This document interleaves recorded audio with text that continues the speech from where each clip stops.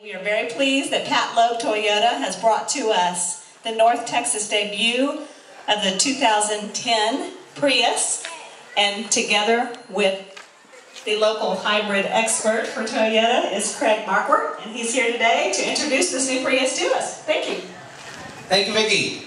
Welcome to the Prius intro. You are, I will tell you, the first people that get to see this car, period. They're not around yet. First deliveries on this car won't occur until the end of this month at best. First introduced. The thinking was all those technologies that are supposed to make us green and sustainable are a long way off and the infrastructure doesn't exist. Toyota builds forklifts use electric motors and controllers and things. A hybrid is a gas engine and electric motor. Obviously we build gas cars. The trick is to put all this stuff together in one package, make it work as much like a regular car as possible, and have something out there that gets twice or better the mileage of a conventional car, pollutes a lot less, and is something people can buy now, fuel up at the gas station as opposed to having to figure out some way to plug it in, or find hydrogen or something like that, to keep us going until such technologies can be developed where we're using things that are even more sustainable and don't use fossil fuels at all. And I think that's certainly the goal. The nice part of a Prius is it's a serial parallel hybrid, which means it has a gas engine that is there to charge the battery, drive it down the road at higher speeds, and work kind of conventionally, but primary power comes from a big electric motor. And the big electric motor operates separately from the gas engine, which is unlike some of our competitive vehicles. And so motor generator 1 is primary power at low speeds, all electric, so this thing will run on electric alone, which is got a nice touch. It's also, by the way, the primary braking system, because an electric motor, if you turn it into a generator, creates resistance, and so not only will it make the car go, but it'll slow the car down. So under normal braking with a Prius, you literally are not using the brakes. It's slowing down the electric motor. The brakes kick in at about 3 miles an hour to finally stop the vehicle, or if in fact you have to get into a panic mode, it'll go right to the anti-lock brakes and all the safety features to take care of that. Because of that, this car this year has an EV mode. So for about 8 miles, the thing's fully charged at reasonably light speeds, like in the neighborhood or something, hitting a button, this thing will tend to run on nothing but batteries. So a quick commute to the store or something, you don't need any gas power at all, which is kind of a nice touch. It also has an economy mode that basically changes the air conditioning settings. Now the air conditioning in this car is all electric, so the gasoline engine doesn't have to be turning for it to work. Power steering is electric. All of the generation is done without belts or things. So everything that needs to happen in this car can happen off the batteries, which means it's fully drivable on electric alone. The economy mode keeps us from using the air quite so much and the gas engine quite so much, which allows us to get better mileage. If you're familiar with the old Prius, one of them up there, or last generation Prius, very efficient car, my family car, I'm real familiar with it. My wife gets about 52 to the gallon in hers. This is in normal driving. EPA says it should get 46. This car is rated to get 50 average, and people are doing better than that. So we basically increased the economy, and this is the EPA numbers, from 44 to 60, or 44 to 50, about 15%, which is a nice touch, while making it a little bigger, a little larger inside, a little more comfortable, gave it more power, and it's still fuel efficient. The car is an advanced technology, partial zero emissions vehicle. And ATP-ZEV means that it pollutes less in terms of hydrocarbons, unburned hydrocarbons, carbon monoxide, and oxides of nitrogen.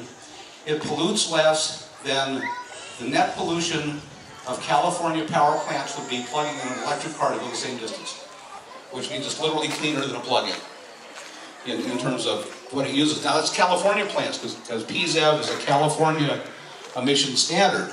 They don't use coal in California, so you can imagine it's a lot cleaner in Texas than a plug-in hybrid's going to be overall for a while. And so we're pretty proud of that one too. Car's safe. It has normal anti-lock brakes, electronic brake force distribution, brake assist, which means if you're not holding the brake down far enough in a panic stop, it will do it for you, which is pretty exciting. It has traction control, it has vehicle stability control, so it's very hard to get in trouble with these things on wet roads or bad roads or whatever. But that's pretty typical of almost any car now, particularly Toyota cars. It does have electric power steering though, which enhances all of these. To the point that if you've got to use the stability control, it will literally help you steer a little bit.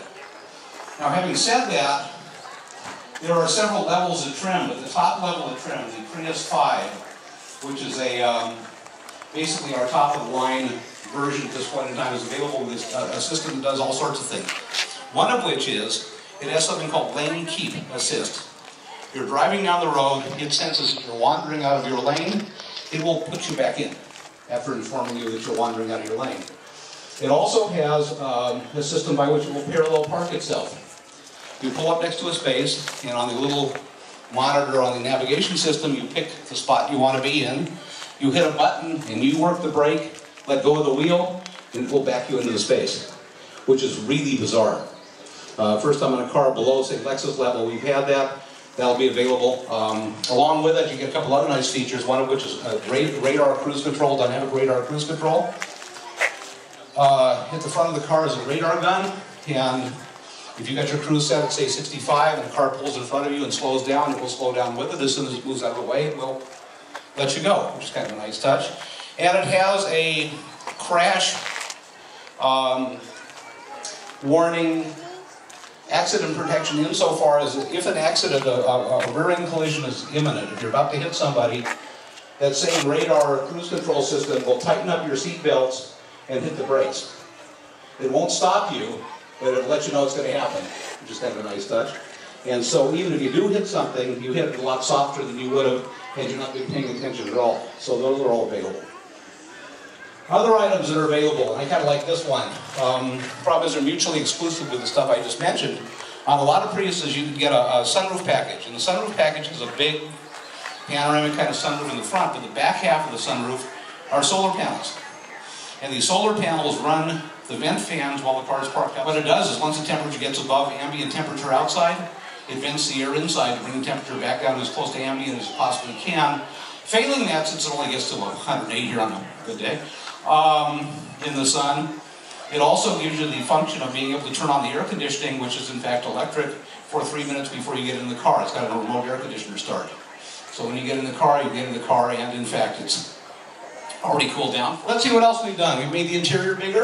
Now, one of the things with Prius is, all the gee-whiz technology is wonderful, but, you know, after you've had it for 6 weeks or something, you still got to pay for it for the next 3 or 4 years. So it better be a pretty good car.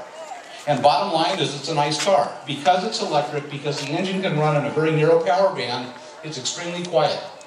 You don't have to worry about a lot of the normal harmonic vibrations you get from engines and things. And so we have a car that's like Lexus levels of quiet, which is good. It's large inside. At some point in time, if you want to try and crawl through the back seat, that's fairly useful. It's big enough for real people.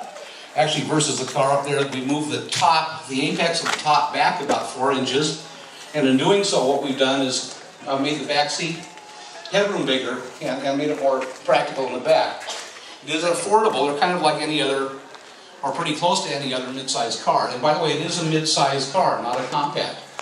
We have competitors out there selling hybrids, and the hybrids that the bulk of our competitors are selling are compact cars. Another thing with hybrid is this. Because it's gas and electric, we allow the two power systems to do what they do best. Gas engine works really well, open throttle, steady speeds, which means it's really efficient on the highway.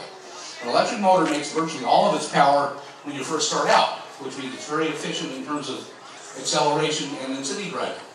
So the way the system works, as transparently as possible so you never notice, is it will run mostly on electric at low speeds, mostly on the gas engine highs. No, you don't plug it in, it comes up. So anyway, what we've done is this. We have a car that basically is bigger than our competitors, gets about 20% better mileage than our competitors. Have a car that basically is 15% more efficient than it was last year, pollutes less, is bigger inside, has more power, is quieter, has better amenities. The price didn't change particularly. And ladies and gentlemen, the 2010 Prius.